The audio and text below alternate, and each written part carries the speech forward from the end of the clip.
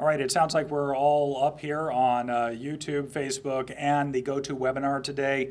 Good afternoon, everyone, and welcome to the Maricopa County News Conference for April 17th from the Unified Command. I'm Fields Mosley. I'm the Communications Director for Maricopa County, and I'm considered the lead PIO, Public Information Officer, during this reaction to the pandemic and running the Joint Information Center for Unified Command. So thank you to all our friends who are joining us via YouTube and via Facebook, and also all our friends in the media that have decided to join us today via the webinar to ask your questions. We, of course, will do our best to answer all those questions. If we can't get to a question or if we don't have the right expertise in the room, we'll, of course, address that question later via email or a phone call. So today's topic is one that's near and dear to our hearts here at Maricopa County. We're talking about helping people who are experiencing homelessness during this time in our community. This is an area Maricopa County is involved in as a funder and as a leader at all times. But I want to be clear, we are not alone in any of these efforts. There are dozens of organizations and governments that are wrestling with this issue at the county level and the nationwide level as well. Bruce Liggett is the director of our Human Services Department here at Maricopa County. His department helps people with many, many different things, but those include rental assistance, help for seniors in our community, also finding people jobs, and in this case, we're talking about the issue of homelessness. Housing is a very important component to what our Human Services Department does. We'll also have Marcy Flanagan. She is our Director of Public Health. She'll be here to answer any questions in the public health vein. So members of the media, if you've been a part of our news conferences before, you know the drill. We will have our moderator who is on, that is Chad Amos. He's one of our PIOs.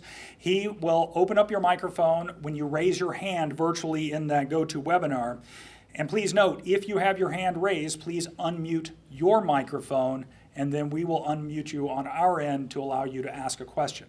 Please ask one question. We're always able to get back to second questions, it seems, so please ask one question at a time and we'll get your questions answered as best we can.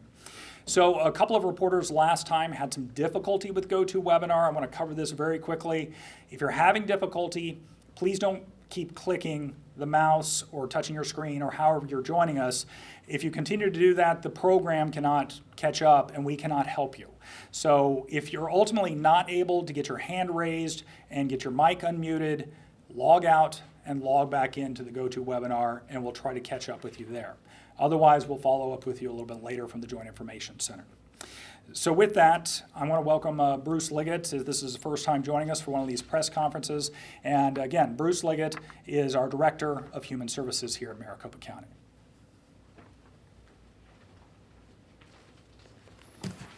Thanks, Fields, and good afternoon.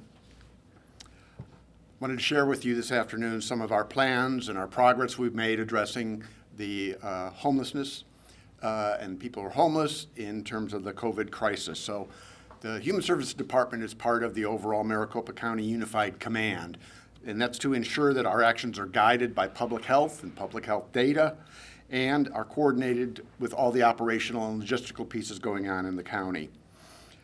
As Fields said, I want to reiterate that virtually everything I mentioned today represents a coordinated effort by multiple agencies across the state. And in special, I want to call out 3 regional entities that provide services throughout the county: Circle the City, the Healthcare for the Homeless provider, Community Bridges, and the Human Services Campus. Our collective work can be summarized in 2 major goals. 1, reducing the risk among the most vulnerable of the homeless population, and 2nd, preparing for and responding to individuals who have symptoms, need isolation, or medical care. So in terms of reducing people at risk, we want to reduce their exposure. People who are homeless are challenged to be able to social distance. Many people in shelters have beds that are really close by each other. So what we did first, our initial priority was the Human Services Campus in downtown Phoenix. That was obvious because there's over 800 different people every day who access that campus. And we worked with the campus to put in screening protocols. As people came into the campus, they were asked questions about whether they had a fever, whether they knew somebody who was exposed, and based on that, they were medically triaged if the answers were yes to any of those. So that was the first step we did. The campus themselves started putting additional toilets and showers. The county provided hand washing stations for the campus. With public health support, we provided over 15,000 masks for homeless providers and their staff and the clients to be able to use. Service providers have been reaching out to unsheltered people. I know there have been a lot of questions about what about people who are on the street. And so there are providers who do outreach, engage people, go to encampments, and they've been sharing information about the coronavirus, what you can do to prevent the spread. That's been happening. In addition, part of the campus identified an area where 47 individuals from the largest shelter in the state, Cass, were moved to be more isolated from the rest of the population because they were vulnerable, they were seniors, or they had other compromising health conditions.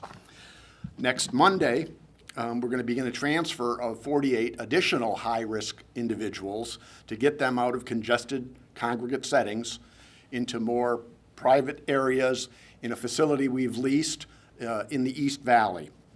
So 48 people, that'll begin on Monday. The Center for Disease Control has made it very clear that encampments should not be broken up, but rather we should work with encampments to make sure they're practicing social distancing. So next week we are going to be implementing a voluntary tent distancing plan. It's going to create a safe outdoor space for people who are now around the Human Service campus. As Field says, we estimate there's 320 tents there, probably with 600, 700 people. And the tents are sometimes large, they're close together, and what we're going to offer people is the opportunity to move into county parking lots that have been measured off and have already had painted lines drawn in 12 by 12 foot squares where we can put people, and that again is a CDC recommendation for how we do this, where we put people in there. They will have access to their own hand washing stations and toilet facilities, and we've moved dumpsters in the area, so we're preparing this, and this is going to begin to phase in over the next week. We think that each lot, we're going to start with maybe, we have 2 lots. They could hold with the 12 by 12 foot measuring up to 88 people. We're going to try 44 in each and see how that goes. This is new, and this is uncertain for us. I spoke to individuals around the campus just this morning on the street who indicated they were excited about the opportunity to move. So this will be quite a challenge to do. In terms of responding to people who may be sick with the virus, that are homeless populations, we want to provide appropriate temporary medical care for people with symptoms under investigation, maybe positive, who do not require hospitalization or hospital discharges. So we are establishing some alternate care sites, and it's been a complicated process. There's been a lot of discussion about use of hotels, but we had some of the parameters we had to consider, which was the number we would need. We were looking for areas that we could own large blocks of continuous rooms, some that would be ADA available to people. So there are a number of considerations that went into selecting the hotel. And we're fortunate to, again, have our regional providers help with staffing those facilities, providing supplies, and the transportation too. So again, you can see the operational challenge. In terms of medical-related alternate facilities, we already know that Circle the City has 50 beds in their facility on the campus. They've expanded to 48 additional beds with tents, medical tents, by their facility. We have reached an agreement with a hotel in downtown Phoenix with 28 beds that'll be primarily used for people with symptoms or under investigation or needing some kind of medical supervision. The proximity to the campus and Circle the City's other medical respite facilities are what led to that decision.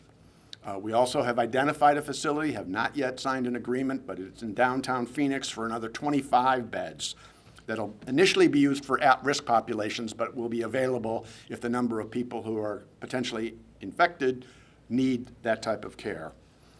We are planning to establish a medical triage hotline next week where people who work with the homeless, whether they're shelters, whether they're doing some outreach, or whether they're hospitals, could have a number to call and help get medical advice about what's the right step for that person.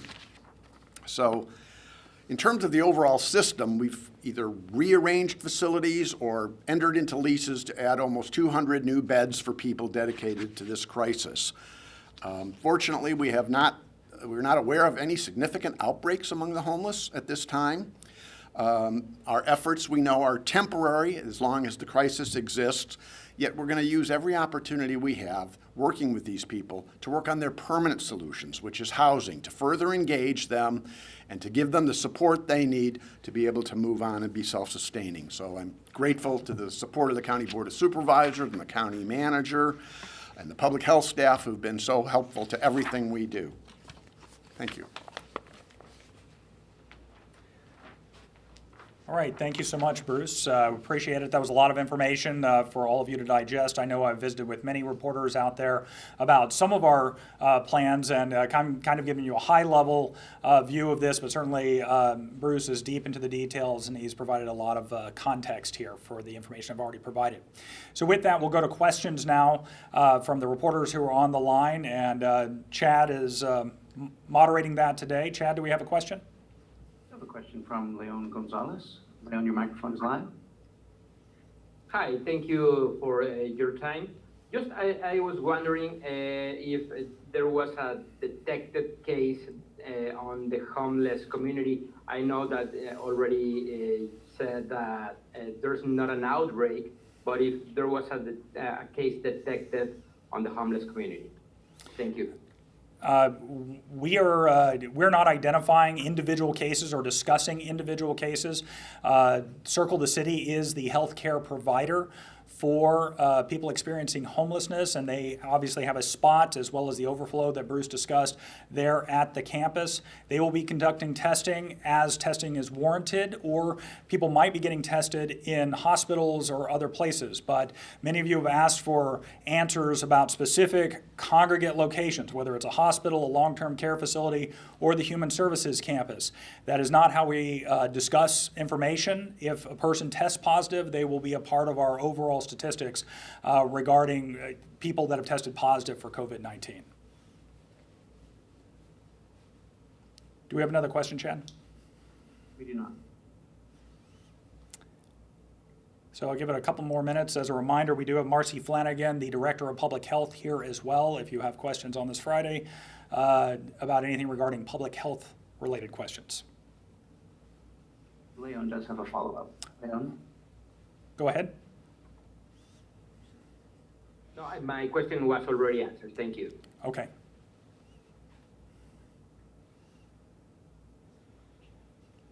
And there are no others. All right, I'm going to pause momentarily if we have no other questions. I know sometimes we've had difficulty with the GoToWebinar, people trying to come in via various devices. So if you still want to get a question in and you're a member of the news media, this is your opportunity. So we'll give you a couple more seconds here.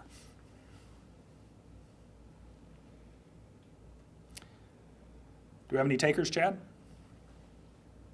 No, we do not. Okay.